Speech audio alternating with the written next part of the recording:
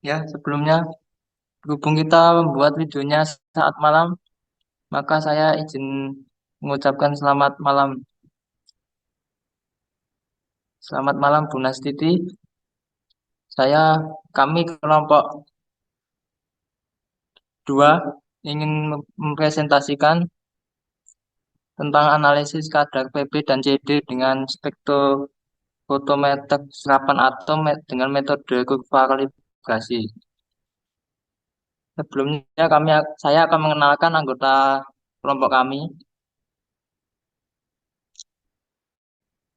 yaitu ada saya Albi dan Agustina, ada Alvia, ada Intan, ada Jasmine, dan ada Jelita. Selanjutnya kita ke bab pendahuluan. Pendahuluannya yaitu air merupakan kebutuhan yang sangat penting bagi manusia. Air merupakan Air permukaan dan air tanah merupakan sumber air yang sering dimanfaatkan oleh manusia untuk kehidupan sehari-hari. Air sumur merupakan air tanah yang dangkal sampai kedalaman 30 meter. Air yang berada di permukaan ketika meresap ke dalam tanah, maka seketika air tersebut akan berinteraksi secara fisika, kimia, dan biologi sehingga mengubah kualitas air tersebut. Kesadaran total logam timbal Pb dan logam kadmium Cd merupakan contoh parameter kimia dalam persyaratan kualitas air bersih. Logam berat yang bersifat racun di dalam tubuh akan membahayakan kesehatan, bahkan menyebabkan kematian. Selanjutnya akan dilanjutkan oleh teman saya. Untuk prinsip kerja AAS, yaitu AAS didasarkan pada proses pemecahan molekul menjadi atom menggunakan api atau listrik. Atom-atom dalam keadaan besar, keadaan dasar ini dapat menyerap cahaya yang dipancarkan oleh sumber cahaya. Pada tahap ini dan pada tahap ini atom-atom tersebut akan tereksitasi. Cahaya yang tidak ikut terserap oleh atom ditransmisikan dan dipancarkan oleh detektor dan kemudian berubah menjadi sinyal yang terukur. Panjang gelombang cahaya tergantung pada susunan elektron atom, intensitas tergantung pada jumlah atom dalam keadaan dasar atau ground state. Oleh karena itu, analisis kuantitatif dan kualitatif dapat menggunakan instrumen AAS.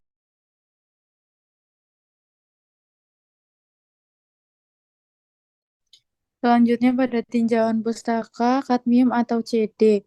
Logam berat kadmium atau CD adalah logam antropogenik berlebihan yang beracun bagi tubuh, bahkan pada konsentrasi rendah karena sifat kolektifnya oleh tanaman berbeda antara spesies tanaman serta kultivar.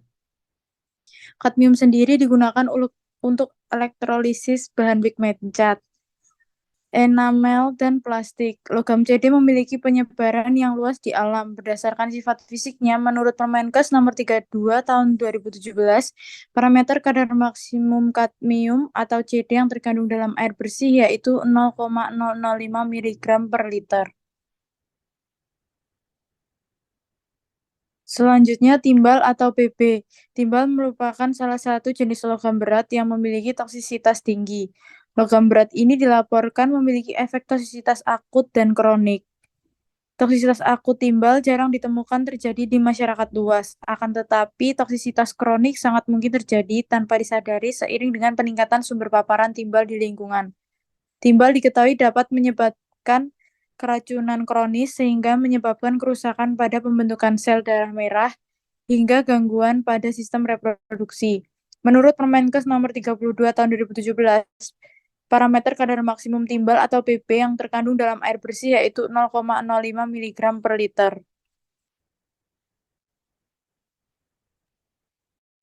Untuk tinjauan selanjutnya yaitu kurva kalibrasi.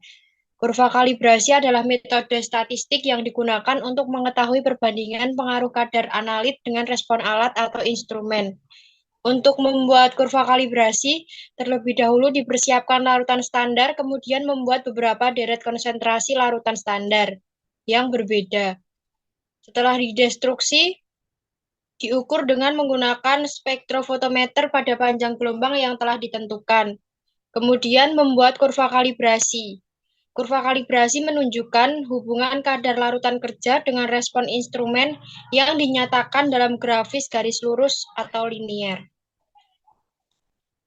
Spektrofotometri serapan atom. Spektrofotometri serapan atom merupakan metode analisis unsur secara kuantitatif yang pengukurannya berdasarkan penyerapan cahaya dengan panjang gelombang tertentu oleh atom logam dalam keadaan bebas.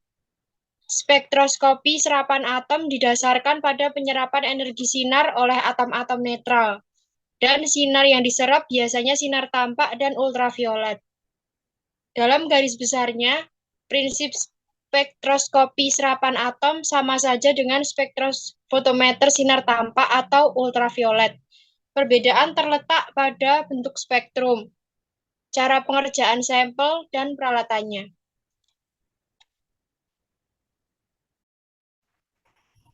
Lalu pada alat bahan alat yang digunakan yaitu Erlenmeyer, pH meter, labu ukur 100 mili, labu ukur 10 mili, pipet tetes, tabung reaksi, outlet, rak tabung, spektrofotometer atom AAS. Untuk bahan yang digunakan yaitu larutan HNO3 pekat, larutan standar logam PP, larutan standar logam CD, Aquades, sampel air dari Masjid Al-Furqon. Lalu ada proses penelitian, ada preparasi sampel. Sampel air disaring terlebih dahulu, diambil sebanyak 150 mili, dimasukkan ke dalam Erlenmeyer 250 mili, lalu ditambahkan larutan HNO3 pekat sebanyak 10 mili, dan dipanaskan perlahan sampai volume setengahnya di ruang asam. Setelah didapatkan hasil destruksi, selanjutnya dimasukkan ke dalam masing-masing standar, lalu sampel dilakukan 2 kali pembacaan.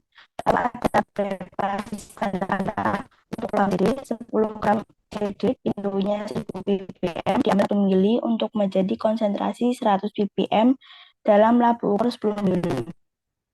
Lalu dari larutan konsentrasi 100 ppm diambil 1 mili menjadi konsentrasi 10 ppm dalam labu 10 mili. Untuk PP-nya 1000 ppm diambil 1 mili untuk menjadi konsentrasi 100 ppm dalam labu ukur 10 mili. Lalu dari larutan konsentrasi 100 ppm diambil 1 mili menjadi konsentrasi 10 ppm dalam labu ukur 10 mili. Selanjutnya ada preparasi deret standar. Untuk yang logam CD dibuat 5 deret standar CD dari larutan standar antara 10 ppm dipipet sebanyak 0,05 mili, 0,1 mili, 0,2 mili, 0,3 mili, dan 0,4 mili menjadi konsentrasi 0,05 ppm, 0,1 ppm, 0,2 ppm, 0,3 ppm, dan 0,4 ppm dalam labu ukur 10 mili, kemudian dihimpitkan dengan Aquades. Untuk logam PB dibuat 5 deret standar CD dari larutan standar ppm dipipet sebanyak 0,1 mili, 0,5 mili, 1 mili, 2 mili, dan 3 mili menjadi konsentrasi 0,1 ppm, 0,5 ppm, 1 ppm, 2 ppm, dan 3 ppm dalam labu ukur 10 mili, kemudian dihimpitkan dengan Aquades. Lalu pada pengukuran presisi, untuk logam CD dilakukan 6 kali pembacaan pada konsentrasi 0,2 ppm, dan untuk logam PB dilakukan 6 kali pembacaan pada konsentrasi 1 ppm. Lalu ada teknik pengumpulan dan analisis data. Untuk yang pertama ada perhitungan kadar. Hasil absorbansi dari sampel yang diperoleh kemudian dimasukkan ke dalam persamaan regresi linear yang dihasilkan sebagai Y. Y sama dengan Bx plus A. Untuk yang kedua ada perhitungan regresi linear. Kadar logam PB dan CD dihitung menggunakan persamaan regresi linear berdasarkan kurva baku hasil pembacaan spektrofotometer UV-Vis. Data absorbansi yang diperoleh dari pengukuran dimasukkan ke dalam persamaan regresi linear sebagai Y dan nilai X sebagai konsentrasi larutan baku. Persamaan regresi linear dinyatakan dengan Y sama dengan Bx plus A. Untuk yang ketiga ada perhitungan simpangan baku relatif atau RSD. Tetapkan kadar BBA RSD. RSD digunakan untuk mengetahui capaian analisis hasil dari suatu sisi metode sisi. RSI itu menggunakan rumus RSI sama dengan standar deviasi dibagi antara dikali 100 kali.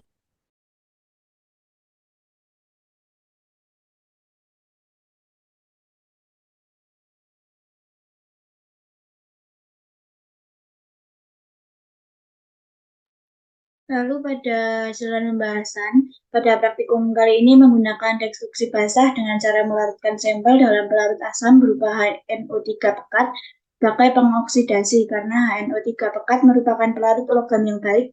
Metode destruksi basah lebih baik daripada destruksi kering karena tidak banyak bahan yang hilang dengan suhu yang sangat tinggi.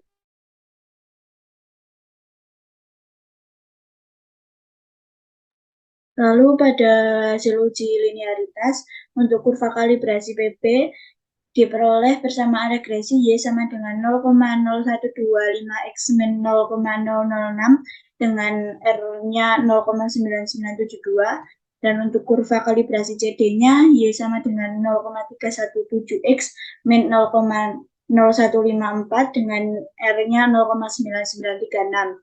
Berdasarkan hasil regresi linear pada logam PB menunjukkan harga koefisien relasinya lebih besar dari 0,995 yang menunjukkan bahwa pengukuran yang dilakukan telah memenuhi standar untuk pengendalian mutu dan menandakan bahwa hasil pengukuran akurat. Sedangkan harga koefisien relasi atau R2 pada logam CD belum memenuhi persyaratan lebih besar atau sama dengan 0,995.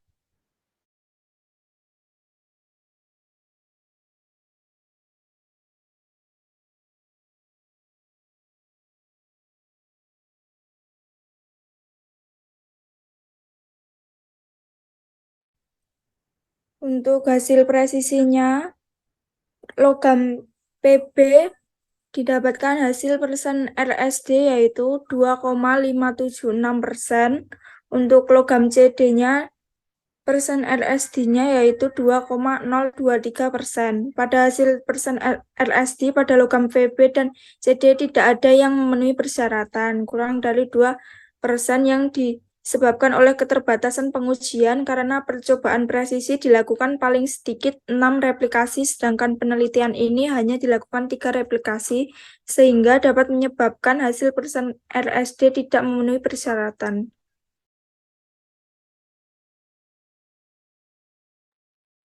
Lalu pada hasil kadar PB dan CD dalam sampel, kadar yang diperoleh dari analisis sampel air kemudian dibandingkan dengan Permenkes nomor 32 tahun 2017. Berdasarkan perhitungan kadar masing-masing logam, diperoleh hasil kadar logam timbal atau PB sebesar min 0,232 mg per liter, yang menandakan bahwa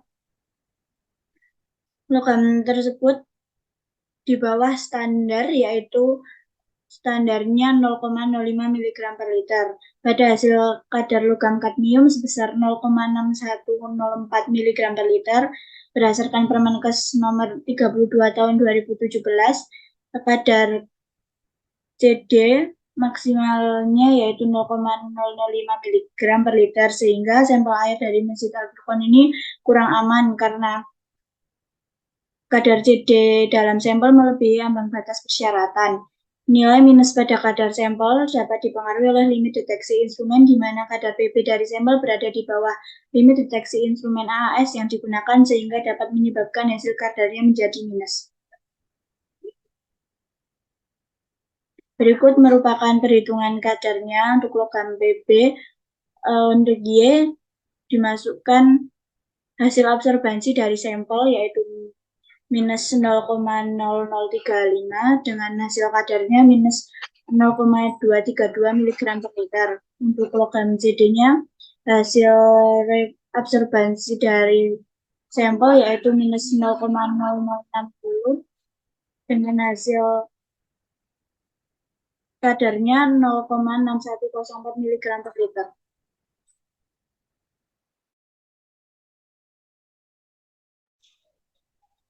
Dan untuk kesimpulannya, berdasarkan penelitian yang telah dilakukan, dapat disimpulkan bahwa hanya pada logam PB yang menunjukkan harga koefisien korelasi lebih besar dari 0,995.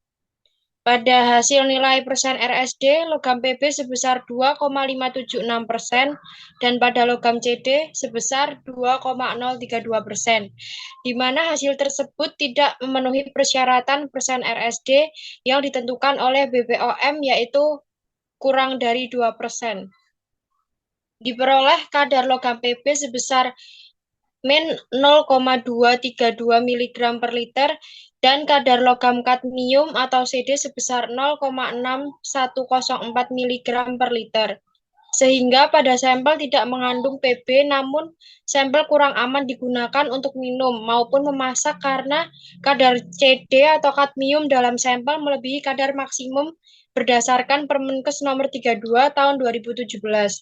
Nilai minus pada kadar sampel dapat dipengaruhi oleh limit deteksi instrumen di mana kadar PB dari sampel berada di bawah limit deteksi instrumen AAS yang digunakan, sehingga dapat menyebabkan hasil kadarnya minus.